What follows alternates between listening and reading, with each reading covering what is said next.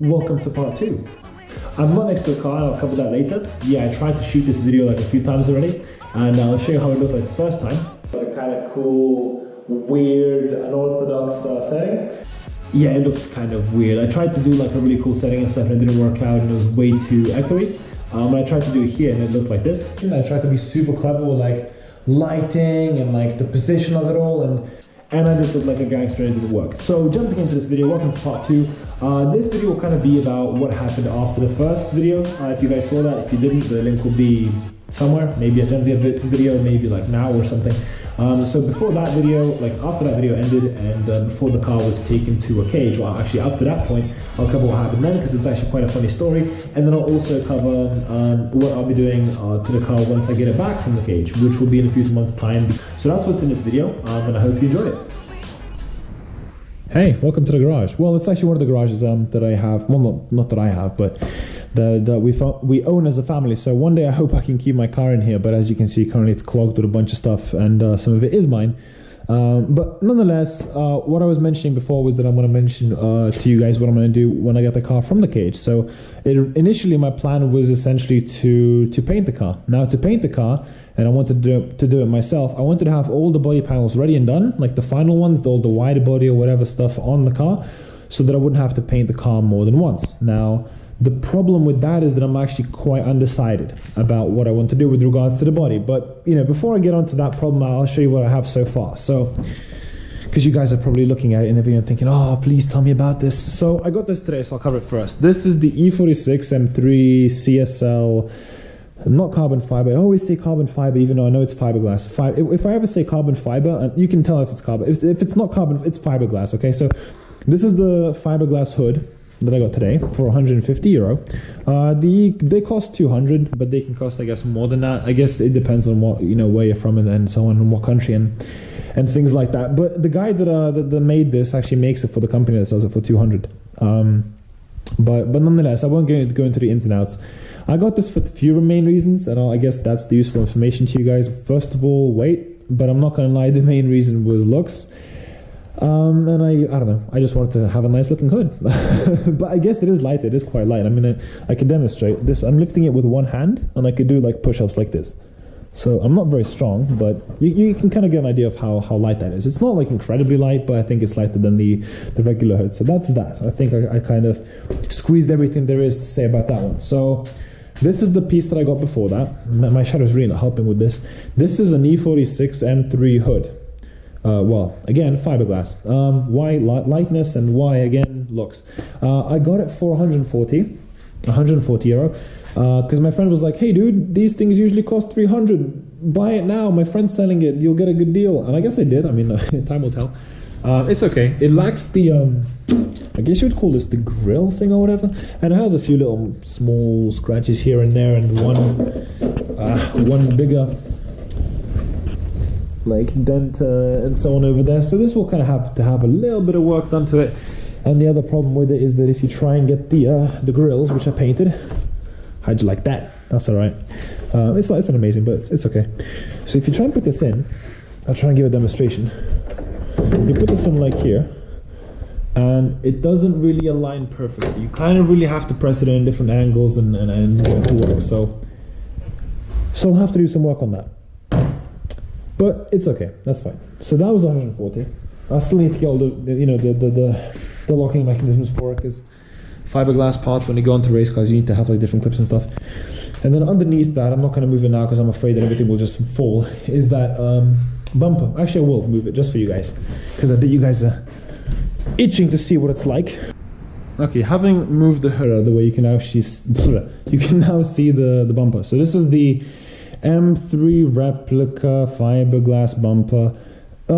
It's weird though, because if you guys know E46s, you'll know that oh my god, that shadow really doesn't help. If you know the E46s, you'll know that the M3 bumpers are wider than the regular non-M E46 bumpers. This is actually the same width, like as the regular car.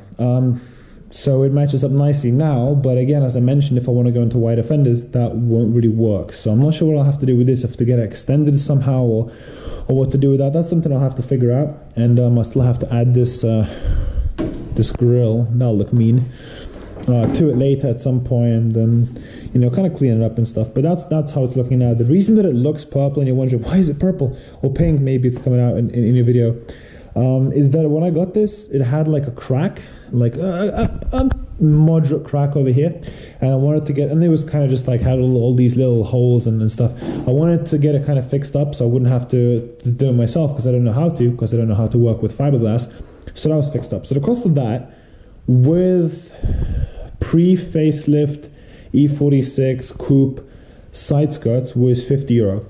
So I guess it was a good deal. The not so good bit when I was when I paid the guy who was fixing this. It cost €70. Now in retrospect, I'm not sure if that's expensive or not, but that's kind of what happened. So 110, let's say that was, but that's still not bad. I guess 110 for front bumpers is okay. I know that the rear bumper is like 100, but that's from the same guy that made that hood. So those prices may be off, but that's kind of the price rundown of these pieces, and hopefully they will go on. Okay, so going back to the problem this time. So having covered all the parts over there. So the main problem that I have is what to do with the body. I was thinking to kind of obviously make it a little bit wider to allow for, you know, wider rear and front tires, which is obviously a benefit because more grip, blah, blah, blah. But also, I guess there's added stability with having a wider track, you know, the distance between the tires on any given axle, the front or rear. So I guess those are the benefits. But the thing with that is that I'm not sure if there are any side effects to doing that.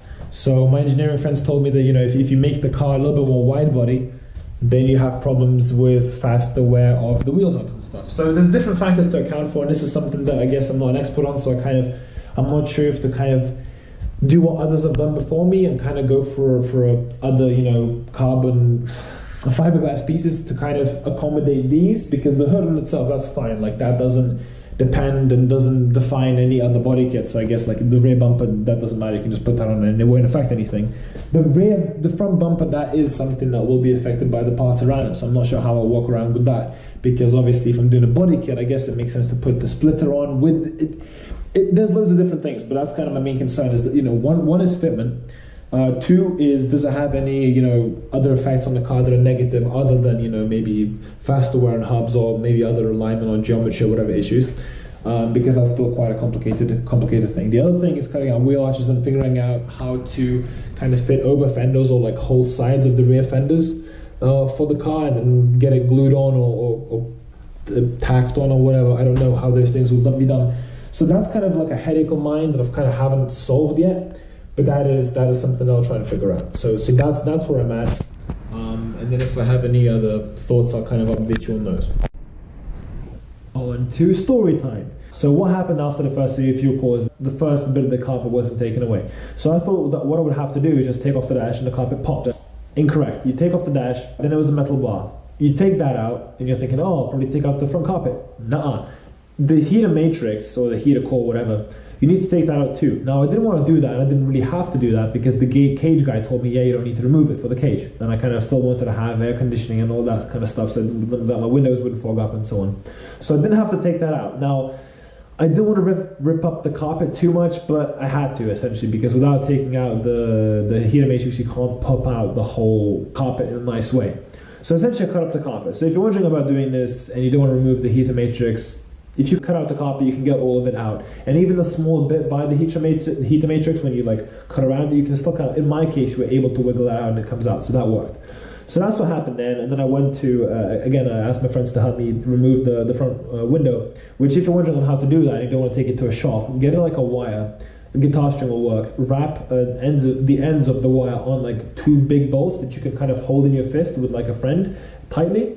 And then essentially when you take off the rubber outing bit from like water or whatever, I guess they're called weatherproofing strips or whatever. When you remove those, essentially there's like, I think the hello was silicone, the windows. So essentially all you have to do is kind of get a friend, dig into one of the corners, like get the wire under there and kind of move back and forth as if you have like a huge ass metal, like one of those old fashioned Soviet like metal saws.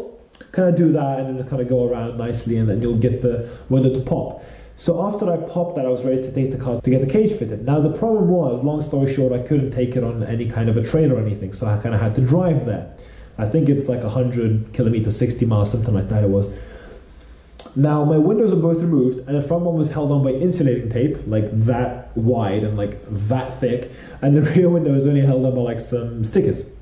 That's fine, I guess, isn't it?